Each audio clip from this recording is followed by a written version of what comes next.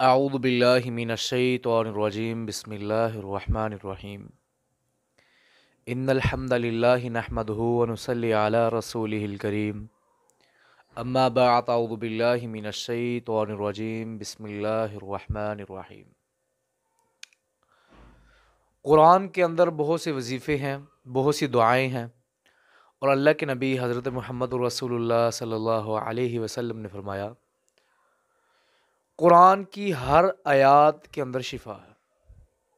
قرآن پڑھو اور اس سے فائدہ حاصل کرو، انشاءاللہ یہ ہر دعا، ہر جو قرآن کی آیت ہے اس کے اندر شفا ہے، جیسے کہ اللہ تعالیٰ خود قرآن میں فرما رہے ہیں وَنُنَزِّلُ مِنَ الْقُرْآنِ مَا هُوَ شِفَاءٌ وَرَحْمَةٌ لِّلْمُؤْمِنِينَ۔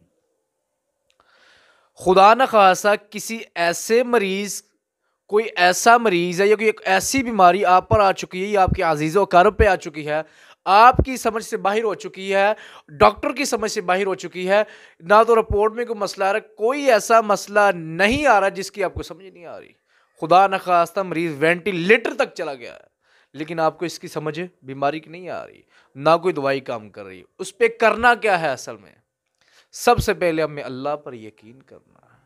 اے اللہ تو ہر بیماری سے مجھے نجات دے سکتا ہے، اور تو آپ کو ایسا وظیفہ انشاءاللہ بتا، جیسا کہ حضرت یونس علیہ السلام کو اللہ تبارک و تعالی نے مچھلی کے پیٹ میں ڈال دیا اور 3 اندھیروں کے اندر بند کر دیا۔ کون کون سے اندھیرے؟ مچھلی کا پیٹ کا اندھیرا، سمندر کا اندھیرا، اور رات کی تاریکی کا اندھیرا۔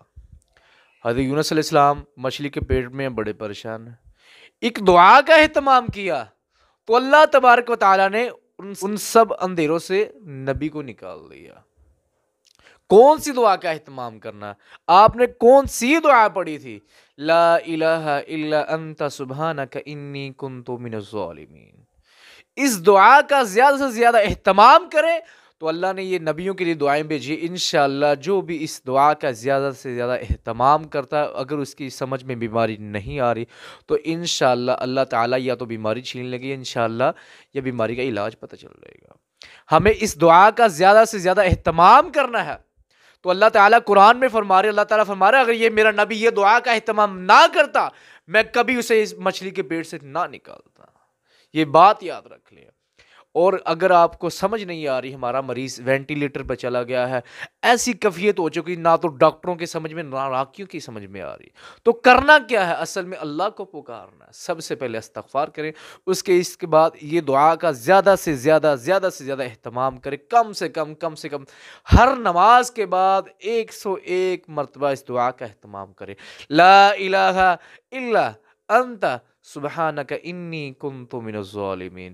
انشاءاللہ اللہ کی توفیق سے، اللہ کی رحمت سے، انشاءاللہ قرآن کی برکت سے، اس دعاؤں کی برکت سے انشاءاللہ اللہ تبارک و تعالیٰ آپ سے بیماری کا علاج بتا دیں گے، یا انشاءاللہ اللہ تعالیٰ اس بیماری کو چھین لیں گے انشاءاللہ۔